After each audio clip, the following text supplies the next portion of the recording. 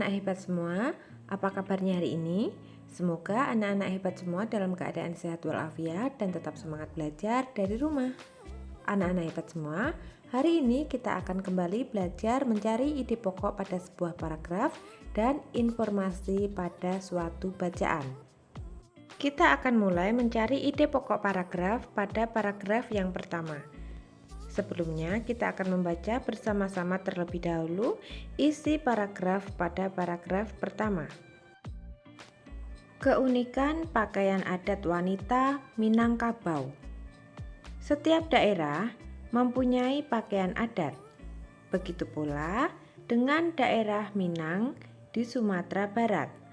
Pakaian adat bagi wanita Minang sering disebut limpapeh rumah nan gadang.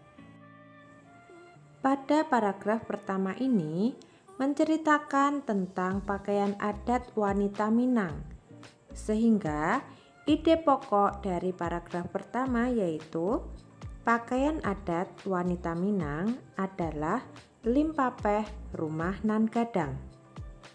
Selanjutnya kita akan membaca paragraf yang kedua untuk menentukan ide pokok paragraf yang kedua. Pakaian adat limpapeh rumah nan gadang ini terdiri atas beberapa bagian. Setiap bagian memiliki keunikan masing-masing.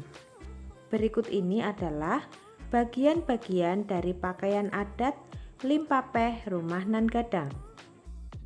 Paragraf yang kedua menyebut bahwa pakaian adat limpapeh terdiri dari beberapa bagian, sehingga ide pokok paragraf yang kedua yaitu pakaian adat limpapeh rumah nan gadang terdiri atas beberapa bagian. Selanjutnya, kita akan membaca paragraf yang ketiga sebelum menentukan ide pokok paragrafnya. Bagian paling atas adalah penutup kepala berbentuk runcing atau gonjong menyerupai bentuk atap rumah Minangkabau. Penutup kepala ini disebut tingkuluak. Namun, para pengantin biasanya memakai hiasan yang disebut suntiang. Pada paragraf ketiga ini membahas tentang penutup kepala pada pakaian adat Minang wanita, sehingga ide pokok paragraf ketiga adalah bagian penutup kepala berbentuk runcing atau gonjong disebut tingkuluak. Selanjutnya, kita akan membaca terlebih dahulu paragraf yang keempat sebelum kita menentukan ide pokok paragraf pada paragraf yang keempat. Selanjutnya, baju adat yang disebut baju Batabué. Baju ini penuh dengan hiasan benang emas yang melambangkan kekayaan alam Minangkabau. Corak hiasan benang emas beragam.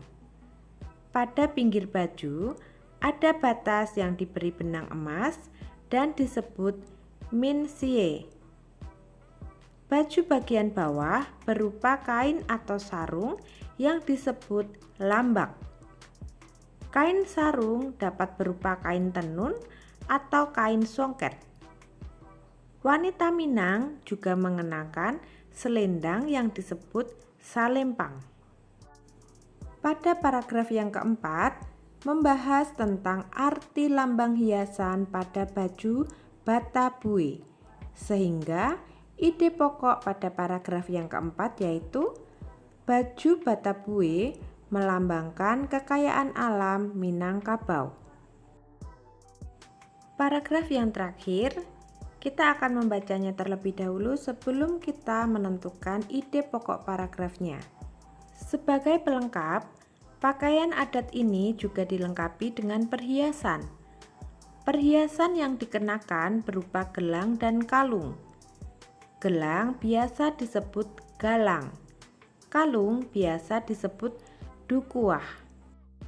Nah, pada paragraf yang kelima ini membahas tentang kelengkapan pakaian adat wanita, sehingga ide pokok pada paragraf kelima yaitu pakaian adat wanita Minangkabau dilengkapi dengan gelang dan kalung.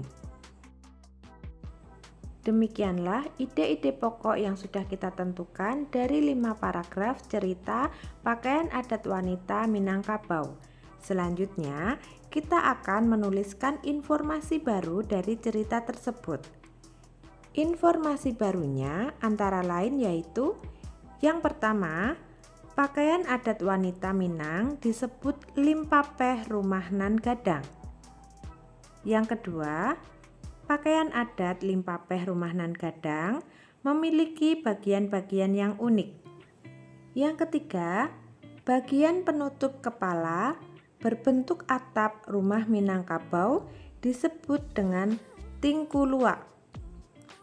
Yang keempat, baju batabue penuh dengan hiasan emas.